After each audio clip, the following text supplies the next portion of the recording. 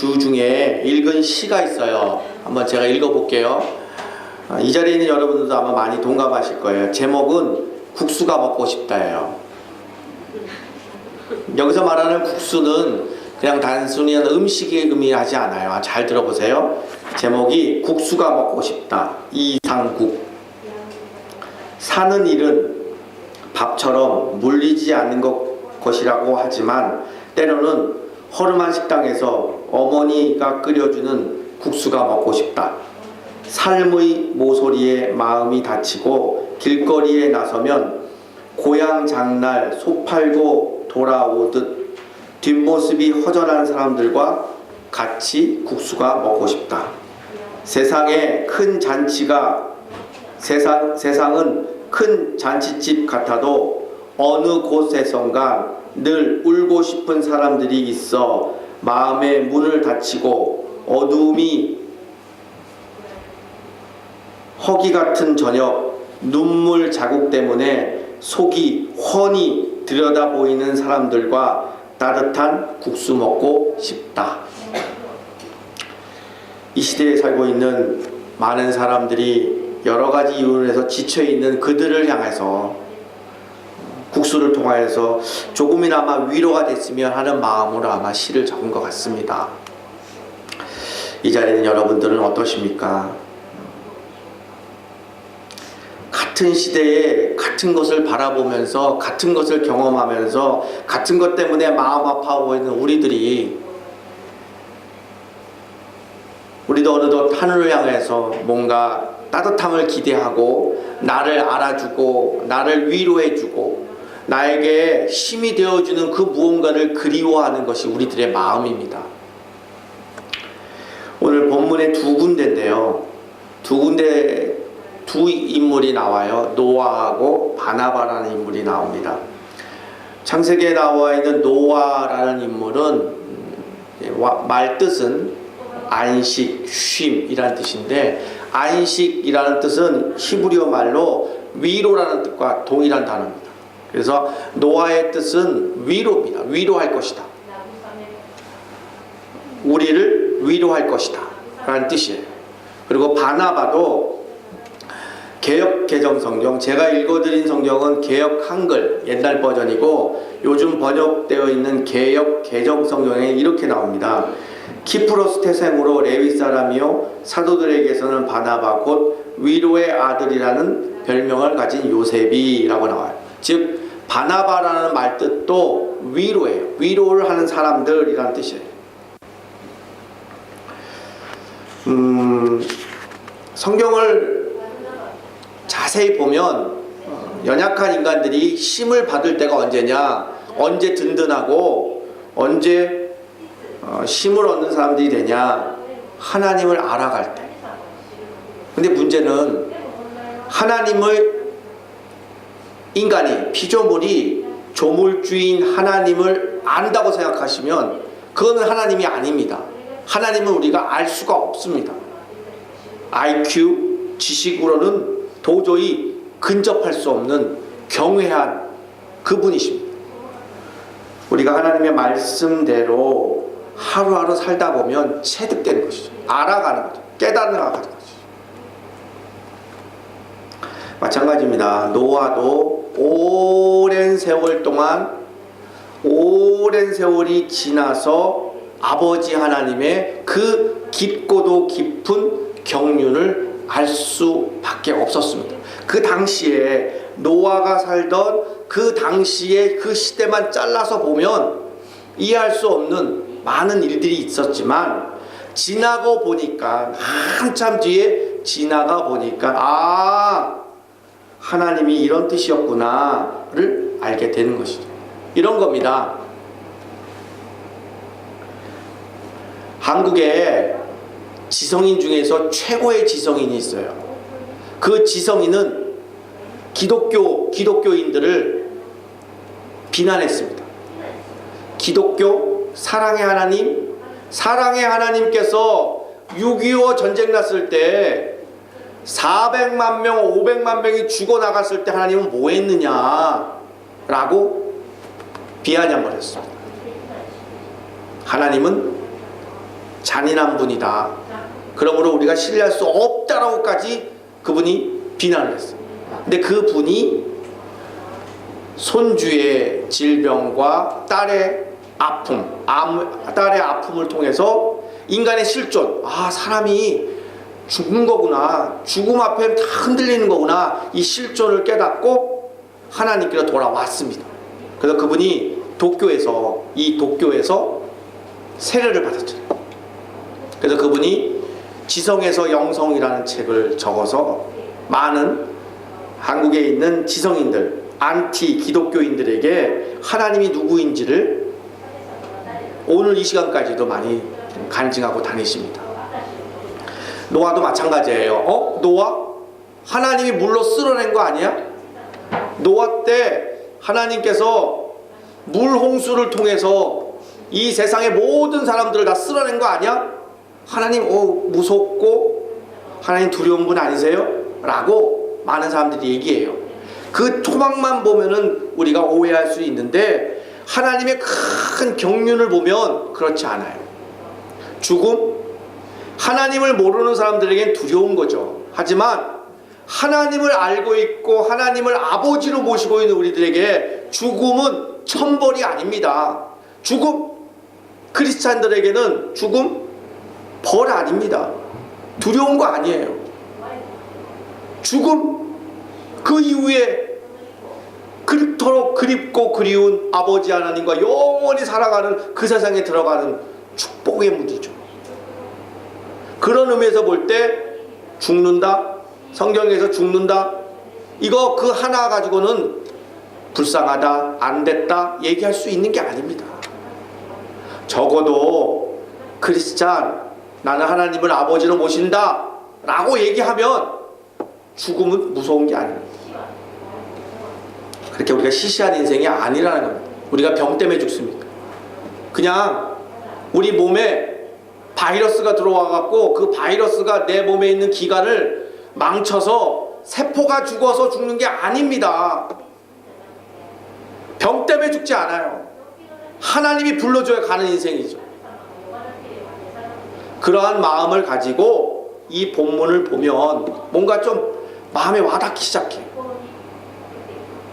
우리가 지금 세상을 바라보는 눈이 하나님을 모르는 사람과는 좀 달라지지 않겠습니까? 하나님을 믿는 사람이나 믿지 않는 사람이나 똑같이 아이고 안 됐다, 불쌍하다 이런 똑같은 얘기하면 얼마나 우리가 무의미합니까? 적어도 하나님을 아버지로 모신 우리들에게는 세상 사람들과 다른 이야기가 나가야 되지 않겠습니까? 뭐가 불쌍해요? 돈 없는 게? 못 배운 게? 아니에요. 하나님을 모르는 게 진짜 불쌍하죠. 하나님의 은혜를 기억하지 못하는 게 진짜 불쌍하죠. 죽는 게 뭐가 불쌍해요? 30살에 죽은 사람? 1살에 죽은 사람? 그 분통 터져서 어떻게 살아요? 그래요. 오늘 본문에 있는 노아도 마찬가지입니다. 그 시대가 얼마나 극악한 시대였다는 걸 우리가 알 수 있는 게 아버지는 라멕이에요. 라멕이라는 사람이 182세에 노아를 낳았어요. 근데 노아를 낳는데 아들 이름에 위로, 안식 이런 단어를 썼어요. 핏덩어리 같은 아무것도 할 수 없는 그 갓난아이에게 그 갓난아기를 통해서 노아를 통해서 세상이 위로를 받을 것이다. 아버지가 위로를 받을 것이다. 하나님이 위로를 받을 것이다 라고 이름을 줘버렸어. 놀랍게도 에덴 동산에서 신락원 축복의 땅 에덴 동산을 잃어버리고 저주의 땅이 돼서 수고하고 고통을 겪으며 세상을 살아갈 수밖에 없는 운명을 갖고 있는 우리들에게 노아의 아버지는 자기 아들을 통해서 지쳐있는 많은 사람들이 위로를 받을 것이다 라고 이름을 지어내게 됩니다. 이 자리에 있는 여러분들도 각자 이름이 있잖아요. 그 이름 안에는 다 의미가 담겨 있습니다. 누군가는 모르지만 그 소중한 이름 안에는 의미를 담가두고 있습니다. 누군가는 돈을 주고 장명소에 가서 이름을 졌든, 누구는 점쟁이에 가서 그 이름을 졌든, 다 이름 안에는 의미가 담겨 있습니다. 노아에게는 위로라는 단어를 담아두고 그 아이를 통해서 이 세상이 위로를 받겠으면 좋겠다라는 마음을 가지고 이제 아버지가 이름을 짓게 됩니다. 그런데 여러분 잘 알다시피 노아라는 인물은 한 시대의 획기적인, 정말 온 세상이 뒤집어질 만큼 큰 획기적인 시대에 금을 긋는 사람입니다. 극악한, 너무 썩어 빠져서, 이 세상 사람들이 너무 썩어 빠져서 더 이상 하나님은 견딜 수가 없을 지경까지 가버린 겁니다. 그래서 하나님께서는 엄청난 큰 물을 통해서 세상을 쓸어버립니다. 그렇지만 하나님 안에는 노아가 있었습니다. 노아 가족과 몇 짐승을 살아남게 하시고, 그리고 이 노아와 남아있는 짐승에게 새로운 세상을 열어가도록 방주의 문을 열어주십니다. 노아의 아버지가 라멕이 그토록 바랬던 삶에 지쳐있는 사람들을 위로하며 살 수 있었겠습니까? 창세기 6장 9절에 보면 이렇게 말해요. 노아는 당대 의롭고 흠이 없는 사람이고 하나님과 동행하는 사람이다 라고 말씀하세요.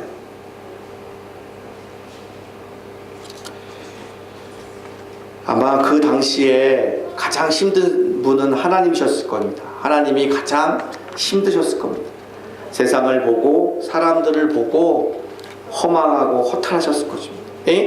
하나님이 힘드셨다고요? 전지전능자 아니십니까? 하나님은 인격적이십니다. 우리가 느끼고 있는 이 모든 것을 다 느끼고 계십니다. 우리가 신자, 성도라고 불러주잖아요. 그 부름에 받는 의미가 바로 고달픈 삶에 지쳐있는 영혼들을 위로해 줄 사람으로 우리를 하나님께서 불러주신 것 아니겠습니까? 그러면 되물어봐요. 목사님, 제가 힘들어요. 제가 힘들다고요. 남을 위로할 수가 없어요. 이러한 반문들을 여러분 지금 갖고 계실 겁니다. 사실 아무나 남을 위로할 수는 없습니다. 노아의 이야기를 잘 들어보면 우리가 기죽어요. 낙심하게 된다는 거죠. 우리는 노아처럼 의롭지도 않아요. 그리고 하나님을 잘 섬기지도 못해요. 그런데 우리가 용기를 낼 수가 없어요. 세상에 많은 사람들은 살아보려고 몸부림을 칩니다. 하지만 그 몸부림을 치다가 너무 힘들어서 포기하게 됩니다. 누구를 위해주고 누구를 사랑하고 누구를 위해서 양보하고 한두 번, 10번까지는 하더라도 그 이상은 못합니다. 탈진이 된다는 거죠. 왜 그럴까요? 왜 그럴까요? 우리는 악하고 약한 본질을 갖고 있습니다. 이 겉대기, 거울에서 보는 내 모습이 아닌 진짜 내 안에 있는 나는 악하고 약합니다. 하나님을 잃어버린 자들에게는 선한 것이 나올 수가 없습니다. 내 안에 내가 아닌 하나님이 계셔야 됩니다. 처음에는 결단 내리기가 어렵습니다. 내 인생은 내 것이고 내가 결정해야 되고 내가 판단해야 되고 내 결정이 내 인생의 1등이죠. 내가 결정해서 내가 살다 보다가 어려울 때 그때 하나님을 찾는 거죠. 내 인생의 중심, 내 마음의 중심, 주인이 하나님이셔야 되는데 어느덧 내 인생의 주인은 내가 돼버렸습니다. 그래서 내가 살다 보니까 힘들면 어려우면 그때 가서 하나님을 찾는 거예요. 그러니까 탈진이 오는 거죠. 그러니까 진짜 본질을 잃어버린 겁니다. 누가 나한테 험담한다고 쳐봐요. 그 소리 들어봐요. 하나님을 잃어버린 사람은 화냅니다. 분냅니다. 싸움을 겁니다. 하지만 내 안에 주인이 하나님이시면 누가 나 건드려도 끄떡없습니다. 내 뒤에는 하나님이 계시니까. 진짜로 하나님이 내 안에 주인이 되어 주셔서 그분이 하시는 대로 100% 신뢰하고 살아가면 술술술술술 풀립니다. 하지만 내가 주인이고 하나님이 내 것을 풀어주는 수단으로 여겨서 하나님 손 끌고 지지질 가면, 내가 앞장서 버리면 그때부터 꼬입니다. 뭔가가 꼬입니다. 하늘의 위로, 하나님의 위로. 하나님의 위로는 언제부터 시작되냐면 바로 나를, 내 권리를 포기하고 내 결정권을 포기하고 하나님을 모시고 내 안에 주인으로 모시는 겁니다. 그리고 하나님의 말씀에 경청하고 하나님의 말씀에 순종하며 하루하루 살아가는 겁니다. 그러다 보면 그전에는 볼 수 없었던 것 보이고 들리지 않았던 것 들립니다. 영음, 하늘의 소리가 들리는 겁니다. 노아처럼 저도 목사지만 신앙생활 해야 되지 않습니까? 하나님 앞에 마지막 날 갔을 때 목사라고 플러스 점수를 주시겠습니까? 어드밴티지 없다고 생각합니다. 오히려 더 많은 걸 요구하실 수도 있다고 생각합니다. 예수님 때문에 먹고 살았지 않냐? 예수님 때문에 세상에서 먹고 살았던 네가 하면서 더 많은 걸 요구할 수도 있다고 생각합니다. 그래서 저는 목사이기 전에 저도 신앙생활을 잘 한다고 생각을 합니다. 신앙생활을 잘 해야 되는데 노아를 생각해 보면 참 비교가 되지 않을 만큼 허약하지만 우리는 성경, 하나님께서 우리에게 주신 선물, 바로 보혜사라는 것이 있습니다. 여러분, 보혜사, 우리를 도와주시는 분, 우리를 위로해 주시는 분, 노아가 때 썼던 안식 위로와 동일한 단어입니다. 하나님의 위로, 곧 보혜사 성령님이십니다. 난 비록 부족하였고 난 비록 부족하더라도 나를 돕는 보혜사 성령께서 우리와 함께 있으심으로 그분을 내 안에 중심으로 모시면 뭔가 길이 열리는 겁니다. 두 번째 인물이 나와요. 사도행전에 바나바라는 인물입니다. 여러분, 바나바 하면 바라바라고 하는 인물과 혼동하면 안 돼요. 바나바, 바라바, 라하고 바하고 다른 거죠. 바라바는 예수님 십자가, 예수님 대신에 풀려난 그 바라바는 아니고, 바나바는 사도 바울과 항상 같이 다니는 파트너였어요. 그런데 바나바는 위로하는 자라는 그 말의 뜻이 있다고 합니다. 바나바는 어떤 인물이냐면, 사도 바울이 사울이었을 때, 사울이 바울이 됐잖아요. 사울은 어떤 인물이었냐면 개종한 그리스도인들, 즉 전에는 유대교를 믿었어요. 유대교를 믿었던 사람이 예수님을 만나서 아, 저분이 메시아구나, 저분이 하나님이시구나, 예수를 믿고 개종한 사람들이 있었어요. 그 개종한 사람들을 잡아다가 때려잡아 죽이는 사람들이 있었어요. 얼마나 무서웠겠어요. 막 피해 다니고. 그 사람만 나타나면 다 도망가겠죠. 그 사람한테 걸려들면 그 사람 속주머니에 있는 공책에 이름이 적히는 날은 그 사람은 바로 처형당하는 날입니다. 그 앞잡이가 사울이었어요. 그러니 개종한 그리스도인들에게는 딴 사람은 용서하더라도 저 사람은 용서 못해요. 내가 눈에 흙이 들어가도 저 사람은 용서 못해요 라고 손가락질 당했던 사람이 바로 사도 바울이었어요. 사울이 바울이 되었는데 사울 때 했던 일들 때문에 용서받지 못했어요. 사울은 하나님으로부터 은혜 받고 나서 삼층천 천국까지 갔다 온 사람이잖아요. 성경에서 천국까지 갔다 온 사람이 누가 있어요? 엄청난 은혜를 받았잖아요. 그런데도 사도라고 인정을 안 했어요. 누가? 12제자들이. 사도하고 제자하고는 다른 겁니다. 사도는 예수님께 직접 가르침을 받은 직계 제자들이에요. 사도. 그 사도는 아무나 될 수가 없어요. 오직 했으면 사도가 권위가 있어서 사도의 제자들을 속사도라고 해요. 사도, 속사도. 제자들은 우리도 제자가 될 수 있어요. 그리스도의 처럼 살아가는 사람들을 그리스도의 제자라고 그러잖아요. 근데 사도 바울도 예수님을 사실 만났어요. 언제요? 다메섹 도상에서 예수님을 만났잖아요. 근데도 사도로 인정을 안 하는 거예요. 그러니 사도 바울이 어디 가서 변변히 하나님의 일을 할 수가 없어요. 만약에 끔찍한 일이지만 사도 바울이 거기까지 하나님의 일을 했다면 오늘날 기독교는 세계 복음이 되지 않았을 겁니다. 근데 이 바나바는 사도 바울을 그리스도인들이 받아들이지 않는 그때에 용감하게 나타나서 교회 지도자들에게 바울을 소개한 인물이 바로 바나바입니다. 여러분, 그냥 소개만 했겠습니까? 보증 쓸게요.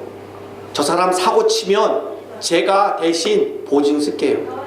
오늘 성경 본문에 보면 이런 말이 나오잖아요. 자기가 가지고 있는 밭을 팔아서 돈을 가져다가, 참 말씀 한 절 한 절이 그냥 가슴을 뭉클뭉클합니다. 지금 바나바가 사도들에게 바울을 소개할 때 내가 보증 쓸게요. 내가 이 사람을 이만큼 이렇게 보증 씁니다. 그래서 보증 쓴다는 의미로 자기의 밭을 팔아서, 판다는 거는요, 정상적인 가격으로 돈을 받으려면, 혹은 우리 땅을 팔 때 다만 10원이라도 더 웃돈을 더해서 팔려고 그러잖아요. 파는 사람 입장에서 볼 때는 미쳐서 누가 팝니까? 그냥 조금만 기다리세요. 내가 조금만 기다리면 돈 더하면 내가 팔게요. 이렇게 얘기하지. 하지만 오늘 이 급박한 시간 흐름에 바나바는 뭔가 큰 일을 하기 위해서 밭을 팔아요. 갑자기 판다는 것은 미친다는 겁니다. 미치게 팔아서 그 돈을 가지고 사도들에게 줘요. 이게 사도들에게 돈을 준다는 것은 사도 바울을 보증한다는 뜻이에요. 그냥 입으로 보증하는 거 여러분 중에서 누가 믿겠습니까? 입으로 약속하고 보증서 써보세요. 입으로.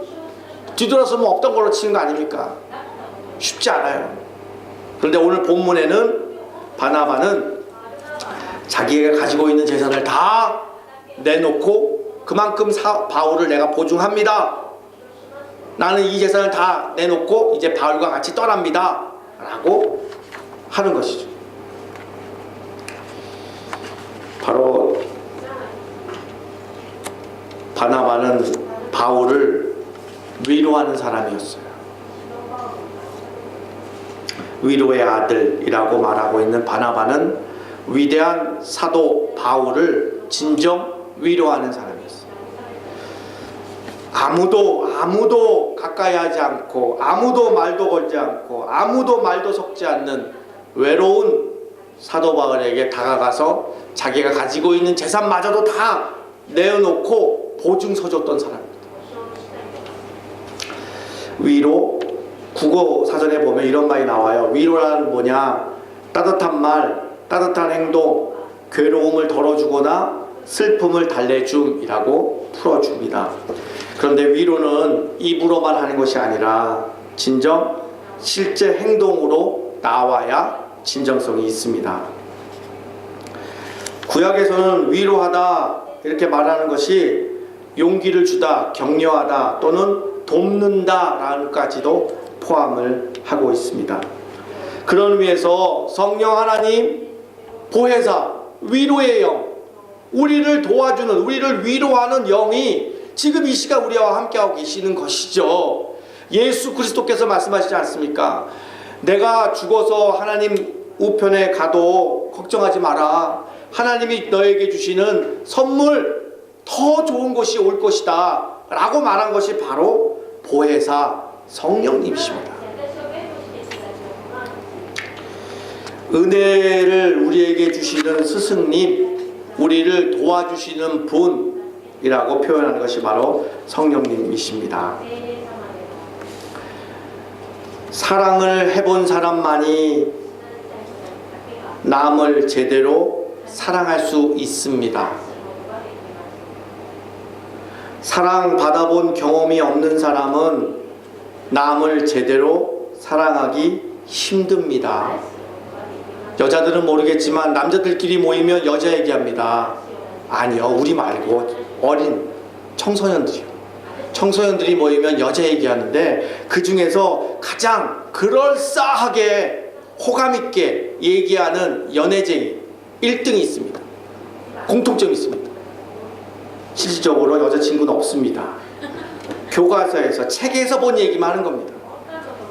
마음이 뜨겁지가 않아요. 우리 같은 사람들이 그 어린아이의 얘기를 들으면 불장난일 뿐입니다. 사랑받아본 경험이 없는 사람은 남을 제대로 사랑하기 힘듭니다.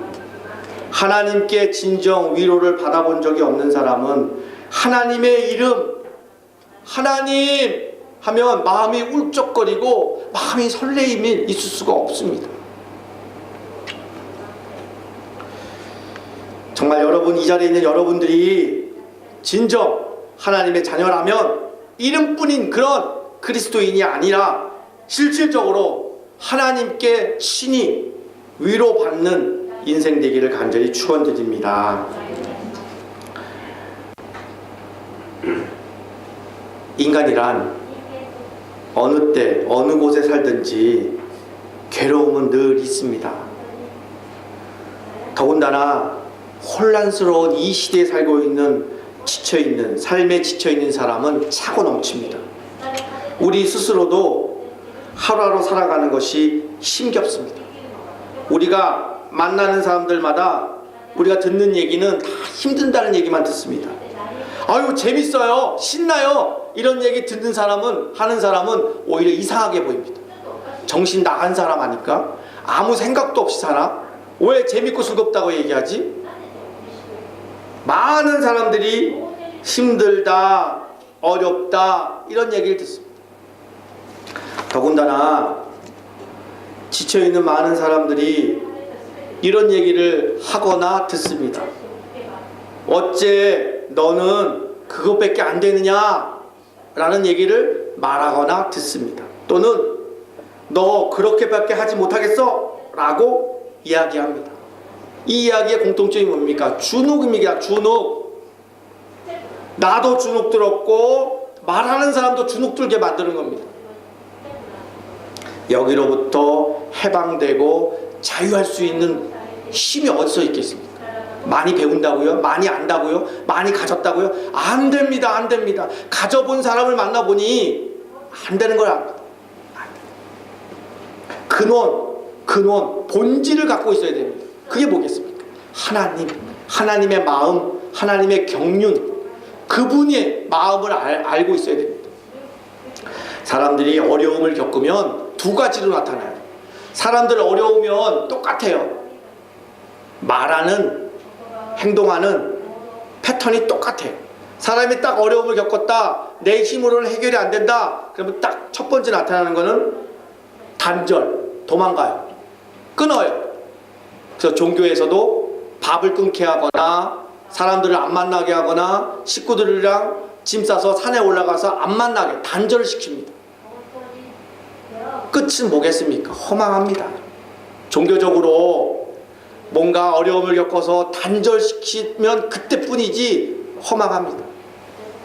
두 번째로 나타나는 현상이 쾌락입니다.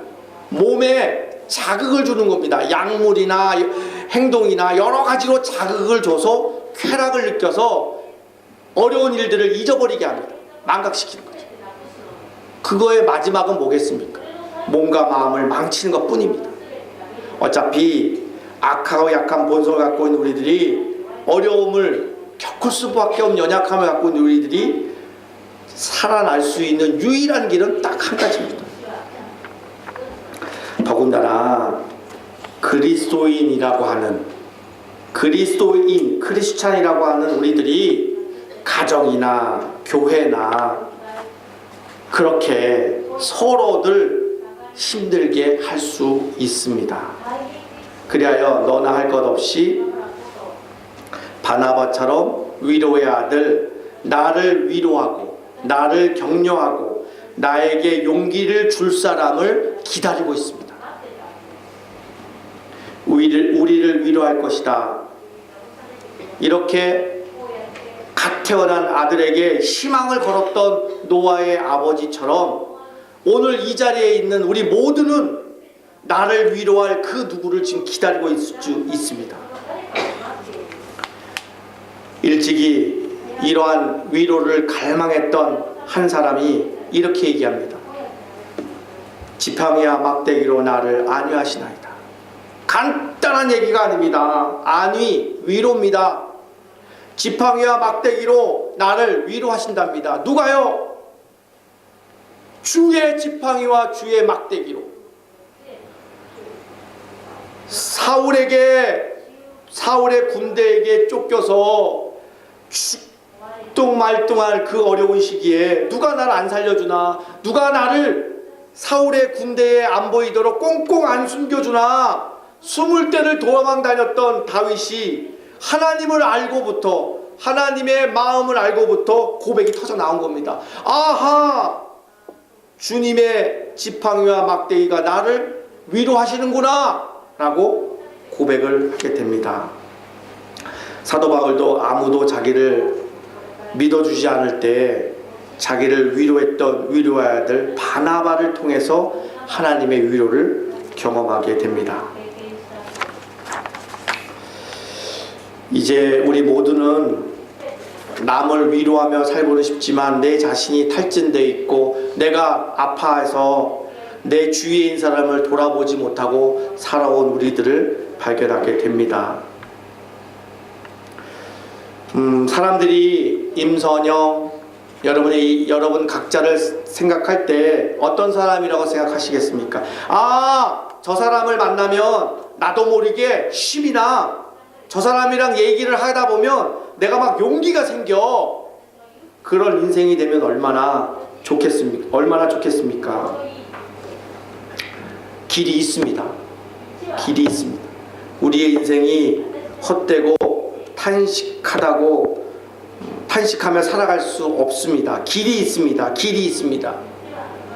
우리가 뭔가 큰 업적을 이루어서 사는 것이 아니라 바로 하나님의 위로를 받는 겁니다. 성령 하나님의 그 놀라운 위로를 우리가 받는 겁니다. 그러면 더 이상 비굴하게 살지 않습니다. 당당하게 살 수 있습니다. 예수님이 이렇게 말씀하셨어요. 몸은 죽어도 영혼을 능히 죽이지 못하는 자들을 두려워하지 말고 오직 몸과 영혼을 능히 지옥에 멸하실 이를 두려워하라 라고 말씀하셨어요. 세상의 힘이 아무리 강해도, 돈의 힘이 아무리 강해도, 권력의 힘이 아무리 강해도, 총과 칼이 아무리 무서워도 죽음, 거기까지밖에 우리를 몰아낼 수 없어요. 그 이후는 타치할 수 없어요. 오직 하나님만이 할 수 있습니다. 바울 앞에 그 당시에 최고의 권력자인 바로의 말 한마디에 모세는 죽을 수도 있지만 모세는 당당했습니다. 2007년 7월 13일 깜짝 놀랄 사건이 있었습니다. 2007년 7월 13일 아프가니스탄에서 샘물교회 19명의 단기 선교팀이 인질로 잡혔어요.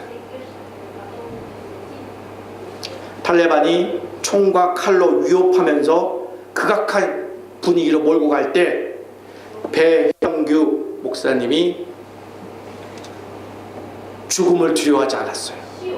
그리고 18명의 사람들을 지키기 위해 한 발 나섰어요. 그리고 담대하게 맞섰어요.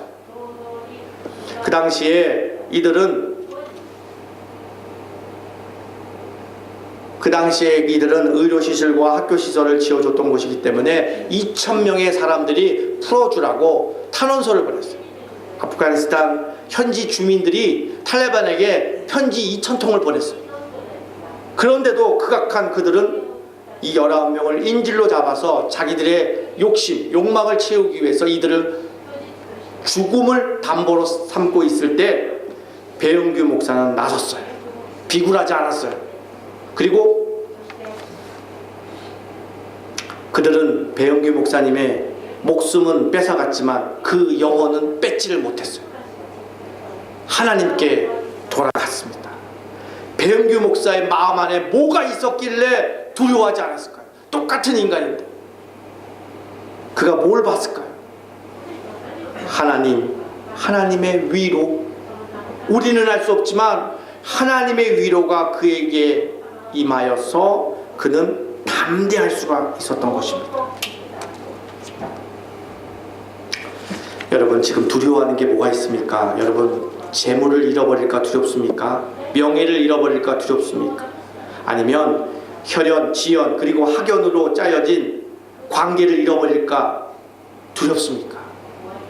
이런 것들은 정말 소중한 게 아닙니다. 하찮은 것입니다. 왜요? 이 모든 것들은 지금까지 남아있는 것이 없기 때문에 그렇습니다. 영원한 것은 아무것도 없습니다. 하나님만이 영원하십니다. 더군다나 지금의 이 시대는 포스트 모던 시대이기 때문에 모든 권위가 무너지고 있습니다. 망각하고 잊어버리고 이 회전이 너무 빠릅니다. 이런 시대에 살고 있는 이 허망함을 갖고 있는 우리들을 위로할 자가 누구시겠습니까? 바로 세상의 주인이신 하나님이십니다.